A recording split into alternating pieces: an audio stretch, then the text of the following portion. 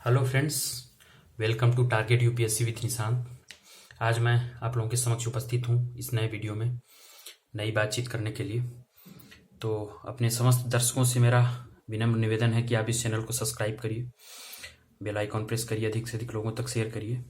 तो चलिए आज के वीडियो के मुख्य विषय पर बात करते हैं। आज हम यूपीएससी की बुक लिस्ट पर बात करेंगे। यह बुक लिस्ट आपके स्टेट पीसीएस में भी 80% सेम टू सेम रहेगी। तो आपको यूपीएससी के लिए क्या बुक लिस्ट रखती हैं, आदर्श बुक लिस्ट क्या हो सकती है जो टॉपर सजेस्ट करते हैं, चलिए उस पर हम बातचीत शुरू करते हैं। तो सबसे पहले आपको जो पढ़ना है वो पॉलिटी वाला सेक्शन कवर करना है, जिसमें एनसीईआरटी आप पढ़िए। सबसे पहले बेसिक समझ आप बनाइए, class 6, 7th, 8th, 9th, 10th की एनसीईआरटी। इसके बाद जब आपकी बेसिक समझ हो जाएगी तो 11th की एनसीईआरटी आप पढ़ेंगे, जिसमें राजनीतिक सिद्धांत है। तो उससे संबंधित प्रश्न यूपीएससी हाल के वर्षों में काफ़ी प्रश्न पूछ रही है राजनीतिक सिद्धांत से संबंधित, तो वहाँ से आप उसको समझ सकते हैं और क्वेश्चन अटेम्प्ट कर पाने की स्थिति में होंगे। इसके बाद एनसीईआरटी क्लास 12th की पढ़ेंगे आप, लेकिन क्लास 11th में सेकंड पार्ट है भारत का संविधान, सिद्धांत एवं व्यवहार। इसको भी आप पढ़ सकते हैं और बेसिक अंडरस्टैंडिंग देगी और एडवांस बुक को समझने की क्षमता आपकी वहाँ से क्रिएट होगी। तो इसके बाद 12th की एनसीईआरटी में 2 पार्ट है, स्वतंत्र भारत में राजनीति और समकालीन विश्व राजनीति। आप उसको वहाँ से पढ़ सकते हैं। और फिर एडवांस बुक जो है एक ही है और सबको पता है, एम लक्ष्मीकांत, भारत की राज्य व्यवस्था। इसको आप पूरा पढ़िए, अच्छे से पढ़िए। तो ये रही पॉलिटी की प्रीलिम्स और मेंस की स्ट्रेटजी। अब नेक्स्ट पोर्शन जो है इकोनॉमिक्स का है। इकोनॉमिक्स की बुक लिस्ट मैं आपसे शेयर करूंगा। तो इकोनॉमिक्स की जो बुक लिस्ट है उसमें एनसीईआरटी है कक्षा 9th, 10th, 11th, 12th की, जिसमें 11th की जो भारतीय अर्थव्यवस्था की समझ है उस पुस्तक को आप इग्नोर नहीं करिए, अच्छे से पढ़िए। और इसके बाद आप भारतीय अर्थव्यवस्था की रमेश सिंह की पुस्तक पढ़ सकते हैं, स्टैंडर्ड बुक है। या अगर रमेश सिंह न पढ़ना चाहें तो मृणाल पटेल सर के हैंडआउट पढ़ सकते हैं भारतीय अर्थव्यवस्था के लिए और उनके लेक्चर्स देख सकते हैं। अगर आप रमेश सिंह पढ़ रहे हैं तो मृणाल पटेल सर को छोड़ सकते हैं, आप मृणाल पटेल सर को पढ़ रहे हैं तो रमेश सिंह को छोड़ सकते हैं।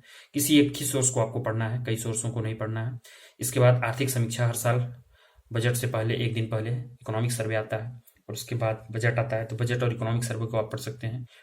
ओरिजिनल कंटेक्स्ट पढ़ सकते हैं या तो किसी कोचिंग का समरी आप पढ़ सकते हैं। और नेक्स्ट बात करेंगे हम करंट अफेयर्स। करंट अफेयर्स जो है इकोनॉमिक्स का महत्वपूर्ण पार्ट है। इकोनॉमिक्स स्टैटिक के साथ साथ करंट से संबंधित ज़्यादा वेटेज रखता है, तो करंट से संबंधित सवाल भी यूपीएससी में पूछे जाते हैं। तो मृणाल पटेल सर से अगर आप पढ़ रहे हैं तो उनके विन 21 सीएसपी या विन 22 सीएसपी या अगले साल विन 23 सीएसपी वो चलाएंगे, यानी करंट अफेयर्स साल भर का। और विजन आई ये क्या बोलते हैं, बजट और इकोनॉमिक सर्वे, वो आपको पढ़ाएंगे। उस लेक्चर में 12-13 लेक्चर की एक सीरीज होगी, अनअकैडमी प्लस पर आपको मिल जाएगा वो। और अगर वहां से आप नहीं कवर करना चाहते हैं तो विजन आईएएस का PT 365 या विजन आईएएस का मासिक मैगजीन जो होती है उसका इकोनॉमिक सेक्शन आप कवर कर सकते हैं। तो मैं आपको दिखाई देता हूं कि मासिक सेक्शन इकोनॉमिक्स वाला कैसे कवर करें। देखिए ये समसामयिकी है अगस्त की और इसमें आप देख सकते हैं अर्थव्यवस्था से संबंधित आपको चैप्टर मिल जाएंगे, जिसमें है राष्ट्रीय मुद्रीकरण पाइपलाइन, प्रधानमंत्री जन धन योजना के 7 वर्ष, नियो बैंक। ये अर्थव्यवस्था के साल भर के करंट अफेयर्स यहाँ से आप कवर कर सकते हैं।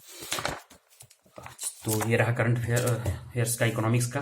अब हम इकोनॉमिक्स की ओर बढ़ेंगे अगले चैप्टर्स में। तो अगला चैप्टर्स जो है वो है भूगोल का। तो भूगोल के लिए आप एनसीईआरटी 6, 7, 8, 9, 10, 11, 12 यानी 6 से लेकर 12 तक एनसीईआरटी अच्छे से 4 बार 5 बार पढ़िए आप। और खासकर इसमें 11th की जो एनसीईआरटी है भौतिक भूगोल का सिद्धांत, उसको आप कई बार पढ़िए, वहां से आपके सबसे ज्यादा क्वेश्चन बनेंगे मेंस में भी और प्रीलिम्स में भी। इसके बाद अगर आप स्टैंडर्ड बुक पढ़ना चाहते हैं तो माजिद हुसैन या महेश वरडवाल की किसी एक की पुस्तक आप पढ़ सकते हैं।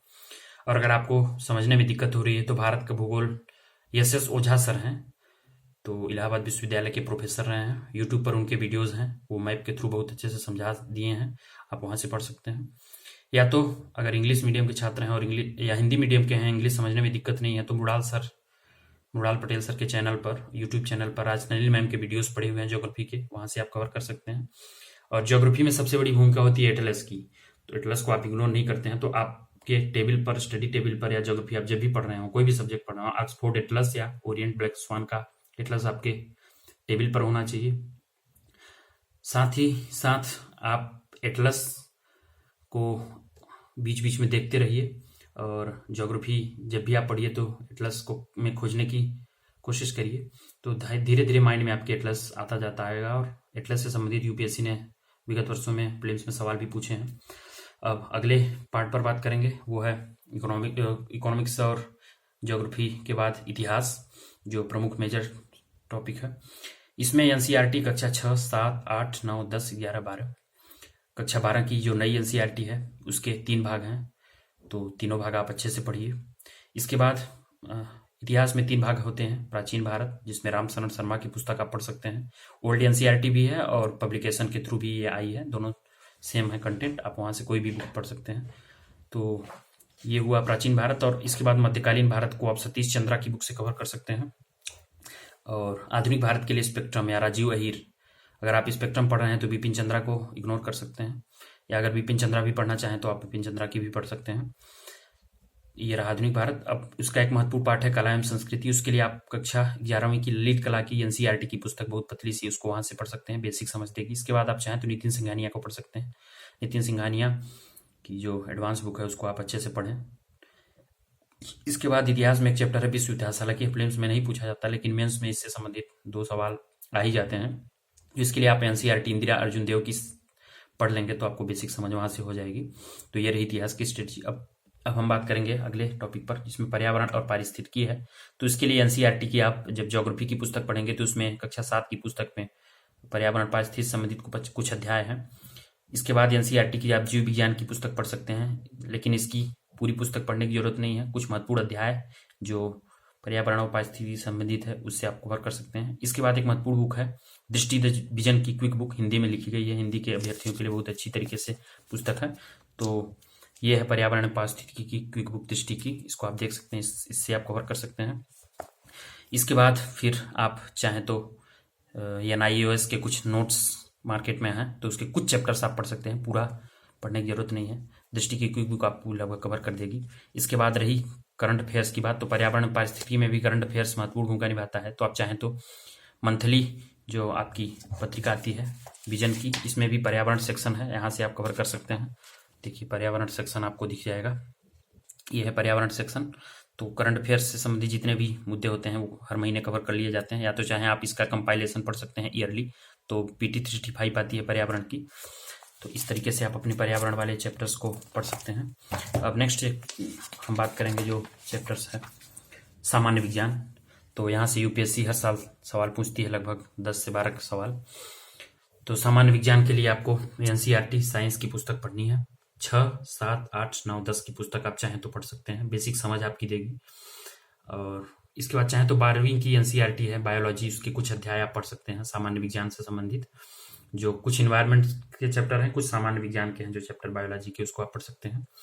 इसके बाद विज्ञान एवं प्रौद्योगिकी रवि अग्रहरी सर की मैग्राहिल्स की पुस्तक आती है, उसको भी आप पढ़ सकते हैं, लेकिन अगर आप नहीं पढ़ना चाहते हैं तो भी ज्यादा टेंशन लेने की जरूरत नहीं है। सामान्य विज्ञान की लूसेंट की कुछ चैप्टर्स बायोलॉजी वाले हैं, उसको आप 2-4 सवाल जो स्टैटिक्स पूछ रही है यूपीएससी विगत वर्ष में, उससे आप 2-3 सवाल समझ सकते हैं, हल कर सकते हैं, तो आप उसको पढ़ सकते हैं। अब अंतिम जो चैप्टर है यूपीएससी के लिए करंट अफेयर्स, जिसे हम समसामयिकी बोलते हैं। तो करंट अफेयर्स के लिए आपको कई सोर्स सजेस्ट किए जाते हैं, लेकिन अगर आप मासिक पत्रिकाएं पढ़ना चाहते हैं तो मासिक पत्रिकाओं में विजन आईएएस की है, दृष्टि करंट अफेयर्स टुडे है, इनसाइट आईएएस की भी मार्केट में आ गई है। आप इनमें से कोई एक पत्रिका पढ़ सकते हैं। पत्रिका पर मेरा वीडियो इस चैनल पर डला हुआ है, आप देख सकते हैं कौन सी पत्रिका पढ़नी है। और अखबार जो न्यूज़पेपर होता है, इंग्लिश वालों के लिए द हिंदू और इंडियन एक्सप्रेस आता है, हिंदी वालों के लिए दैनिक जागरण एवं जनसत्ता आता है। लेकिन अगर आप न्यूज़पेपर नहीं उपलब्ध हो पा रहा है आपके सर में, आप नहीं पढ़ पा रहे हैं, तो आप एडिटोरियल डिस्कशन भी सुन सकते हैं। अन्य पत्रिकाओं में योजना और कुरुक्षेत्र भी आप चाहें तो पढ़ सकते हैं। मैंने एडिटोरियल डिस्कशन की बात की, तो जिसमें ओनली आईएएस और बायजूस आईएएस हिंदी में एडिटोरियल डिस्कशन को समझा दिया जाता है, आप इसको इस तरीके से पढ़ सकते हैं। तो मित्रों, ये रही आपकी रणनीति और कैसे आप बुक लिस्ट फॉलो कर सकते हैं और कैसे अपनी तैयारी को धारदार बना सकते हैं। तो ऊपर बताई गई जितनी भी पुस्तकें हैं आप इसको अच्छे से एक बार पढ़ लीजिए, तो आपको प्रीलिम्स मेंस में कोई दिक्कत नहीं होगी और अंतिम चयन आपका होगा। और अंतिम चयन में आप अपनी महत्वपूर्ण तैयारी करते हुए नाम दर्ज करा सकते हैं। तो इस वीडियो में मैं बस इतना ही बात करूंगा। अगले वीडियो में किसी अगले टॉपिक को लेकर बातचीत करूंगा। तब तक के लिए नमस्कार।